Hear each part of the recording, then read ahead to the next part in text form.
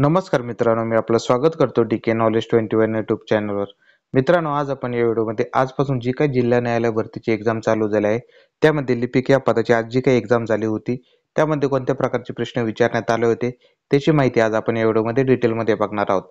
पण त्याआधी तुम्ही जर नवीन असाल तर आपल्या डीके नॉलेज 21 यूट्यूब चॅनल नक्की सबस्क्राईब करा आणि शेजारचे बेल आयकॉन नक्की प्रेस करा, जेणेकरून तुमचे असेच महत्त्वाचे अपडेट मिस होणार नाही. आणि मित्रांनो, तुमचं एक सबस्क्राईब आणि एक लाईक आमच्यासाठी खूप महत्त्वाचं आहे.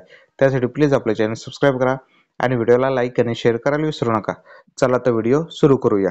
मित्रांनो, पहिला प्रश्न आहे, पीपीटी मधून बाहेर पडण्यासाठी कोणती शॉर्ट की वापरली जाते? तर याचं उत्तर आहे, पीपीटी मधून बाहेर पडण्यासाठी एस्केप ही शॉर्ट की वापरली जाते. त्यानंतर पुढचा प्रश्न आहे, एक्सपीएस चा फुल फॉर्म सांगा.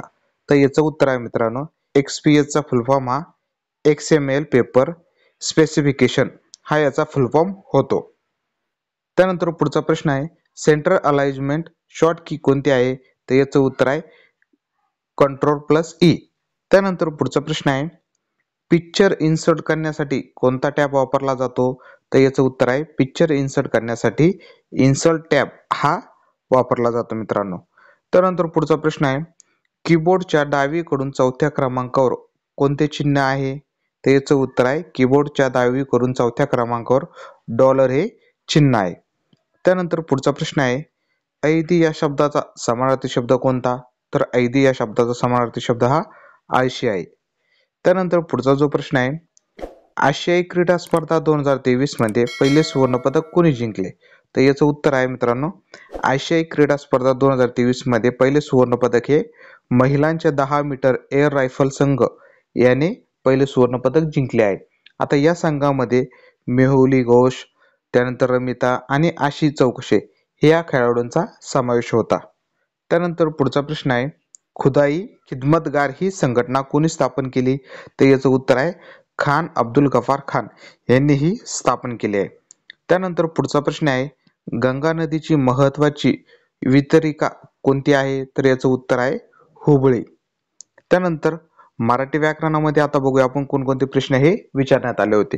त्यामध्ये मराठी व्याकरणामध्ये समानार्थी शब्दावर प्रश्न होते, त्यानंतर विरोधार्थी शब्दावर प्रश्न होते, त्यानंतर वाक्याचे प्रकार विचारण्यात आले होते. त्यामध्ये केवळ वाक्य, संयुक्त वाक्य आणि मिश्र वाक्य. त्यानंतर उद्देश विस्तार आणि विधेय विस्तार या प्रकारचे मराठी व्याकरणामध्ये प्रश्न विचारण्यात आले होते. इंग्लिश ग्रामर मध्ये जर बघितलं तर कोणकोणते प्रश्न विचारण्यात आले होते, तर इंग्लिशमध्ये चेन द वाईस यावर काही प्रश्न होते. त्यानंतर डायरेक्ट इनडायरेक्ट स्पीचवर प्रश्न होते. त्यानंतर प्रिपोजिशन यावर काही प्रश्न होते. त्यानंतर टेन्स आणि क्वेश्चन टॅग यावर काही प्रश्न विचारण्यात आले होते. अशा प्रकारे इंग्लिश ग्रामरमध्ये या टॉपिकवर प्रश्न विचारण्यात आले होते मित्रांनो. त्यानंतर जनरल नॉलेज जर बघितलं तर जनरल नॉलेजमध्ये भूगोलवर प्रश्न विचारण्यात आला होता. त्यानंतर विज्ञानावर प्रश्न विचारण्यात आला होता. त्यानंतर प्राचीन भारताचा इतिहास यावर पण प्रश्न विचारण्यात आला होता. त्यानंतर विधेयकावर एक प्रश्न विचारण्यात आला होता आणि गॅस योजनेवर प्रश्न विचारण्यात आला होता मित्रांनो. अशा प्रकारे मित्रांनो, तुम्हाला जर हा व्हिडिओ आवडला असेल तर व्हिडिओला लाईक करा, शेअर करा आणि आपले डीके नॉलेज 21 यूट्यूब चॅनल नक्की सबस्क्राईब करा, जेणेकरून तुमचे असेच महत्त्वाचे अपडेट मिस होणार नाही. आणि मित्रांनो, तुमचा एक सबस्क्राईब आणि एक लाईक आमच्यासाठी खूप महत्त्वाचं आहे. त्यासाठी प्लीज आपले चॅनल सबस्क्राईब करा आणि व्हिडिओला लाईक आणि शेअर करायला विसरू नका. धन्यवाद.